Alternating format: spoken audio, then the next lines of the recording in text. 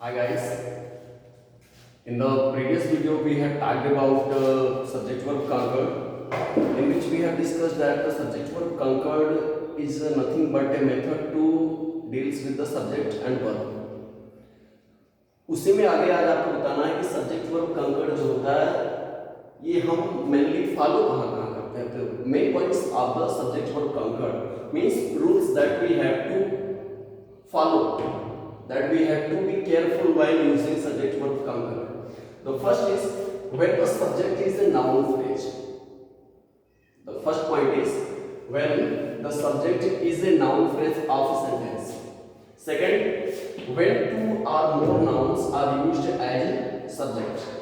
Third, sentences starting with there. There are some sentences that start with there. Fourth is relative pronouns used as subject introducing a class. There are so many sentences that are being started with relative pronouns and also contains a class. Next, the fifth number is plural nouns and proper nouns. Use of plural nouns and proper nouns. And the sixth is collective nouns in special forms. Use of collective noun in a special way. एक अलग तरीके से जब उसका use किया जाता है collective nouns का, तो वो हमारा कलेक्टिव नाउंस इन स्पेशल फॉर्म्स यूज कहलाता है. तो ये जो हमारे 6 पॉइंट्स हैं, इन 6 पॉइंट्स को इस टॉपिक के अंतर्गत हम एक्सप्लेन करेंगे. और जिसमें से आज पहले नंबर पे आता है हमारा when the subject is a noun phrase. हमें से हर किसी को, everyone of us is related vividly known with the subject. Subject is doer. कार्य को करने वाला ही सब्जेक्ट कहलाता है. अब सब्जेक्ट के तौर पे अगर नाउन फ्रेज आ जाता है, नाउन तक तो बात क्लियर कि नाउन हमारा सब्जेक्ट के तौर पे आता है. और नाउन किसे कहते हैं, what is noun? Noun is a naming word. I have written here, noun is a naming word. इतना तो समझ में आता है कि नाउन एक नाम होता है, किसी भी चीज का नामकरण कर देना ही संज्ञा कहलाती है. तो noun is the naming word. Everything present in the word is a noun. But अगर ये बात आए कि फ्रेज यहां पे लग गया है, नाउन प्लस फ्रेज,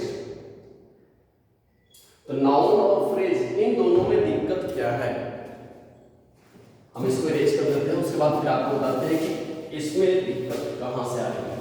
कितनी चीजें तो क्लियर होगी सबकी.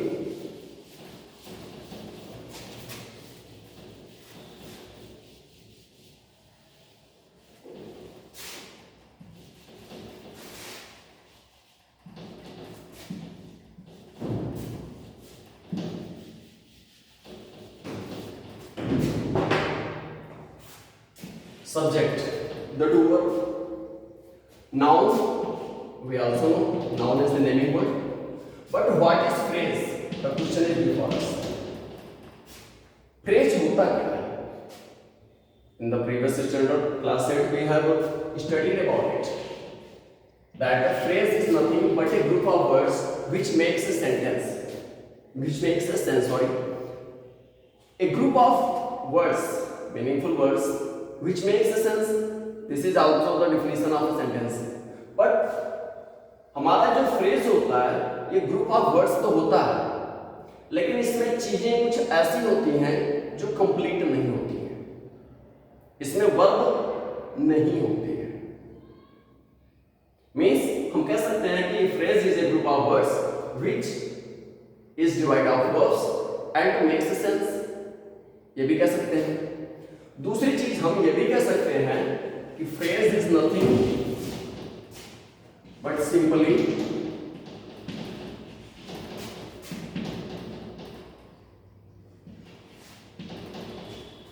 nouns with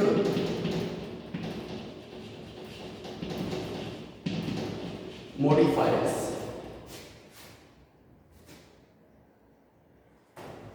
Simply nouns with modifiers means शब्दों का ऐसा ग्रुप जिसमें nouns भी होगा और modifiers भी होगा.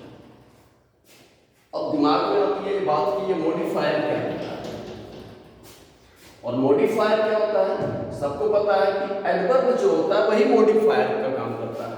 अगर हमने सब्जेक्ट वर्ब प्रेडिकेट वाला जो पार्ट पढ़ा था, अगर आपको याद आया हो, तो उसमें सब्जेक्ट और प्रेडिकेट पढ़ाते वक्त हमने आपको बताया था कि सब्जेक्ट में उसके एक पार्ट में मॉडिफायर भी होता है जो मॉडिफाई करता है कि कोई चीज कैसी है। तो मॉडिफायर के साथ नाउन का आना,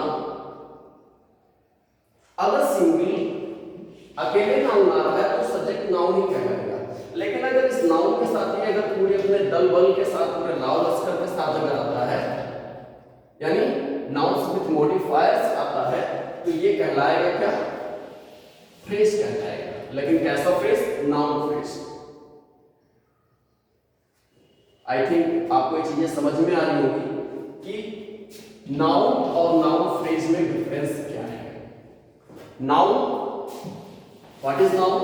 It is just name of anything, place, person, etc.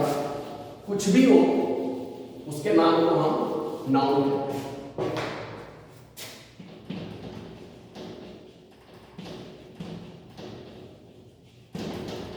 लेकिन जब बात आती है फ्रेज की, तो फ्रेज भी हमें कंफर्म होना चाहिए, क्योंकि जब तक फ्रेज नहीं कंफर्म होगा तब तक नाउन फ्रेज कंफर्म कर पाना हमारे लिए असंभव होगा।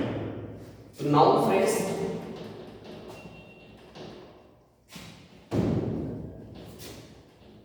ए ग्रुप ऑफ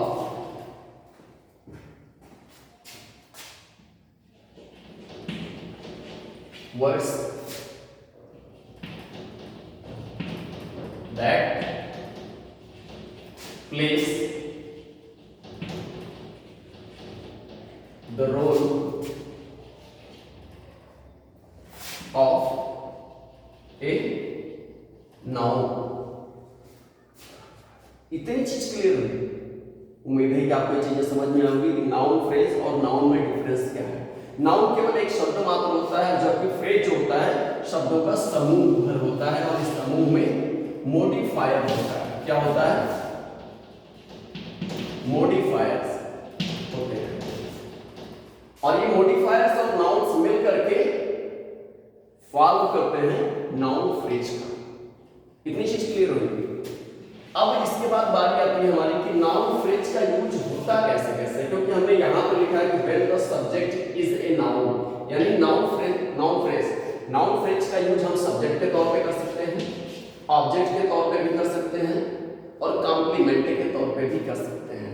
लेकिन यहाँ पे उन दोनों को नहीं पढ़ना है, तो केवल सब्जेक्ट के तौर पे पढ़ना है कि सब्जेक्ट के तौर पे अगर यूजुअली एज ए सब्जेक्ट अगर हमारे पास नाउन फ्रेज आता है, तब हम सब्जेक्ट और वर्ब का एग्रीमेंट कैसे बनाएं। एग्रीमेंट बनाने का मतलब है कि हम सही तरीके से उसको एडजस्ट कैसे करें। एग्जांपल के तौर पे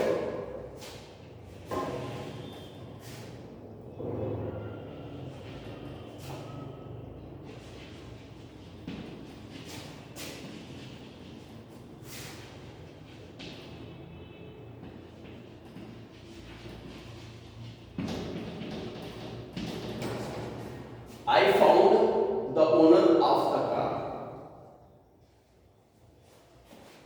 यहां पे हम देख रहे हैं कि I found the owner of the car, दो चीजें हैं यहां पे, the owner of the car plus I found। Verb हमारी फाउंड है, सब्जेक्ट हमारा I है, the owner of the car हमारा ऑब्जेक्ट है। लेकिन the owner of the car से ये पूरा यहां से यहां तक किस तरह से यूज हुआ है, ये हमें जानना है। तो dear students, the owner of the car is nothing but object of the verb found. हमारा जो ये यूज कहलाएगा, ये हमारा इसका प्रेडिकेटिव यूज कहलाएगा, किसका, नाउन फ्रेज का। अब बात आती है कि हम तो पढ़ रहे हैं यहाँ पे सब्जेक्ट के तौर पे, हमने ऑब्जेक्ट क्यों बता दिया, तो केवल आपको क्लियर करने के लिए हमने इसको बताया कि अगर इस तरह का यूज होता है तो the owner of the car ये हमारा नाउन फ्रेज है और ऑब्जेक्ट के तौर पे आया है। अब अगर हम बात करें कि सब्जेक्ट के तौर पे नाउन फ्रेज कैसे आएगा, तो देखिए one of the boys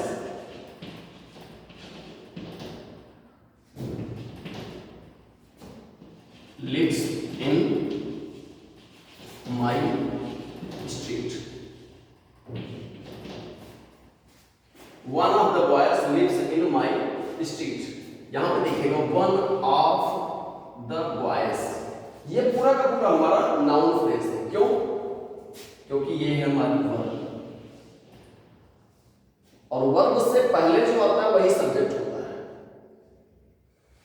तो सब्जेक्ट अभी तक तो हम केवल एक चीज पढ़ रहे थे, यहां पे देखिए सब्जेक्ट के तौर पे हमने केवल आई को पाया, सिंगल वर्ड में। लेकिन यहां पे 1 2 3 4 वर्ड हैं, तो क्या चारों सब्जेक्ट हैं? एब्सोल्युटली राइट, चारों ही सब्जेक्ट हैं, और इस सब्जेक्ट का नाम जो होगा वो नाउन फ्रेज है। नाउन फ्रेज क्यों है? क्योंकि नाउन की तरह ये काम कर रहा है, और नाउन का काम क्या होता है? नाम तो बताना, संज्ञा के तौर पे इसका संज्ञा नाम ही है इसका, तो सब्जेक्ट के तौर पे ये आया है यहाँ पे। तो जब ये नाउन का काम कर रहा है तो नाउन फ्रेज ही क्यों हुआ, और लिव्स से पहले आया है, सब्जेक्ट के तौर पे हो गया। तो इस तरह का जो यूज होता है वो हमारा इसका सब्जेक्ट के तौर पे यूज होता है। उम्मीद है आपको समझ में आया होगा कि नाउन फ्रेज का जो सब्जेक्टिव यूज होता है, सब्जेक्ट के तौर पे यूज होता है, वो कैसे होता है। तो अभी तक हम केवल आइडेंटिफाई करना सीख रहे थे कि नाउन फ्रेज होता कैसे है। सब्जेक्ट सबको पता है, नाउन भी सबको पता है, लेकिन फ्रेज क्या होता है? तो phrase is nothing but A group of words. इतना समझ में आना चाहिए आपको, ग्रुप ऑफ वर्ड्स होता है और एक सेंस देता है, पर कंप्लीट सेंस नहीं होता, इसमें वर्ब भी नहीं है। अब बात आती है कि फ्रेज जो हमारा क्लियर है, नाउन भी क्लियर है, बट ये नाउन फ्रेज कहां से आ गया? ये नाउन फ्रेज कैसा होता है? तो नाउन फ्रेज याद रखिएगा, remember that noun phrase is nothing but A group of words headed with nouns and added with modifiers। Noun भी हो, मॉडिफायर भी हो, और शब्दों का समूह, ऐसे ग्रुप को हम नाउन फ्रेज कहते हैं। कुछ एग्जांपल्स हम आपको देते हैं जिससे आपको क्लियर हो जाएगा कि हाँ, अगर यही शब्द का जुड़ आपको वहां पे दिखे तो आप समझ लीजिएगा कि ये नाउन फ्रेज ही है।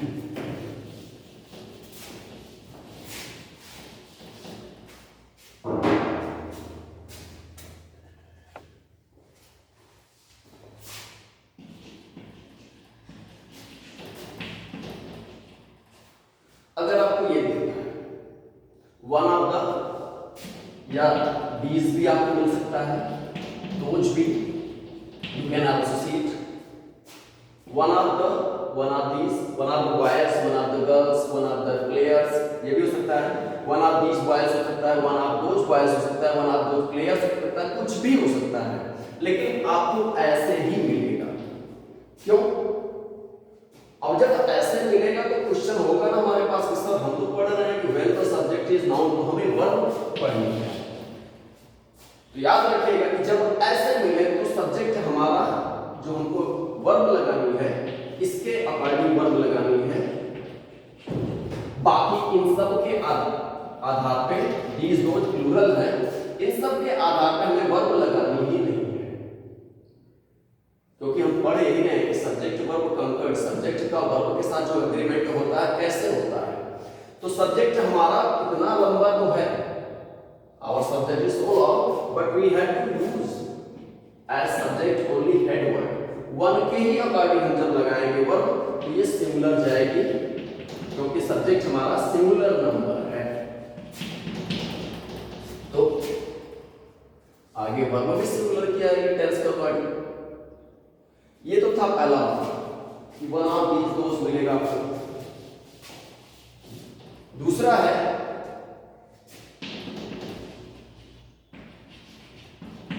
नन ऑफ दीज भी मिल सकता है।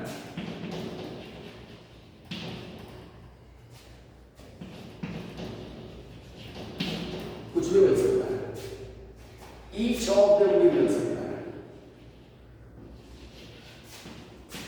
ईच ऑफ द बॉयज भी हो सकता है। क्लियर है? उम्मीद है कि ये चीजें आपको समझ में आ रही होंगी। तो अगर कुल मिलाकर के सिर्फ इतना समझिएगा कि नाउन फ्रेज जो होता है वो थोड़ा लंबा होता है, और जो यूज करना होता है हम उसको सब्जेक्ट के ही तौर पे यूज करते हैं। और जब सब्जेक्ट के तौर पे यानी वर्ब से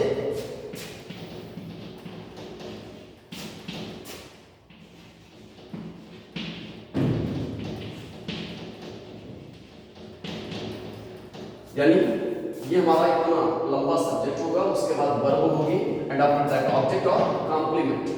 तो अगर वर्ब से पहले यहां पे इस वाले पोर्शन में जहां पे हमें केवल नाउन भी मिल सकता था, प्रोनाउन भी मिल सकता था, वहां पे अगर हमें नाउन फ्रेज मिलता है तो हम जो वर्ब लगाएंगे हेड वर्ड के अकॉर्डिंग लगाएंगे और किसी के अकॉर्डिंग नहीं लगाएंगे। उम्मीद है आपको ये चीजें समझ में आई होगी। अगर कहीं पे डाउट होता है तो आप बता दीजिएगा, अदरवाइज हम इसके आगे डिस्कस करेंगे नेक्स्ट वीडियो में। Thank you.